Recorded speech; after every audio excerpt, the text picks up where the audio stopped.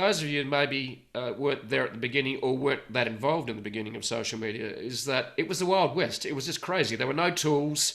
Everyone was having authentic conversations. We were connecting globally with tribes of people that had similar interests. And that was, for me, that was fantastic about social media, was it allowed you to connect with your global tribe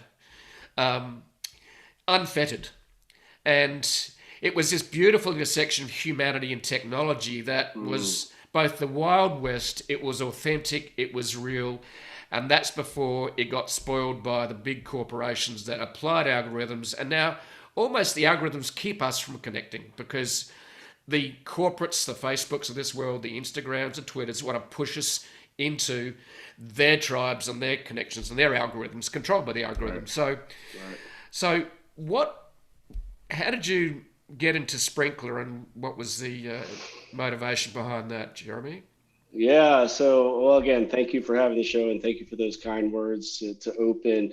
Yeah, I mean, I think, I started blogging in 2000, which I guess you could even say is the very, very beginning of social media. But really, I had Facebook in 2004, Twitter in 2007. And like you, I quickly realized, like, wow, this is a way to have authentic conversations with people all over the world.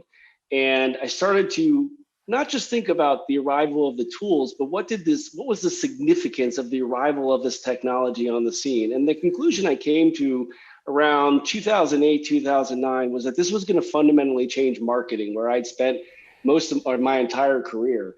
And I said, wow, we have lived for the last 50 years in this one-way broadcast media, which now sounds obvious to everybody. But back in 2008 and 2009, when you and I were starting, most people thought this was heresy. Like, and now we say, no, the customer's empowered, the customer's voice. It's United Breaks Guitars was like the classic example of the empowered customer, right?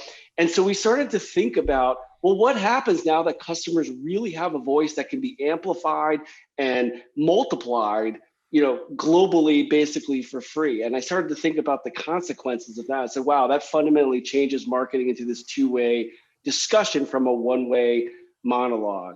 And I started to think about, well, what do companies and what do people need? Well, that's when I was introduced to the CEO of Sprinkler, who showed me version 0.9, basically, of the software as a platform to help large organizations ideally have authentic conversations with global audiences in the millions across teams and divisions and business units, while knowing at any touch point, whether it's YouTube or Instagram or Twitter or Facebook, it's always Jeff Bullis.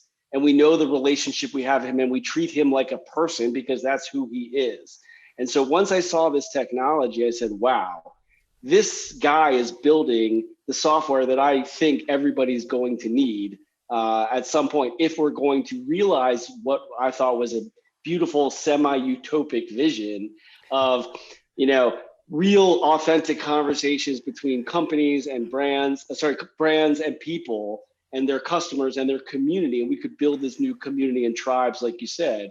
And as you point out, in some respects that's happened, but in some respects it really hasn't. And we've gone into this dark corner that we now all reside in. So, but it was a great ride, and we had a wonderful time along the way. And I like to think we delivered and created a lot of value along the way.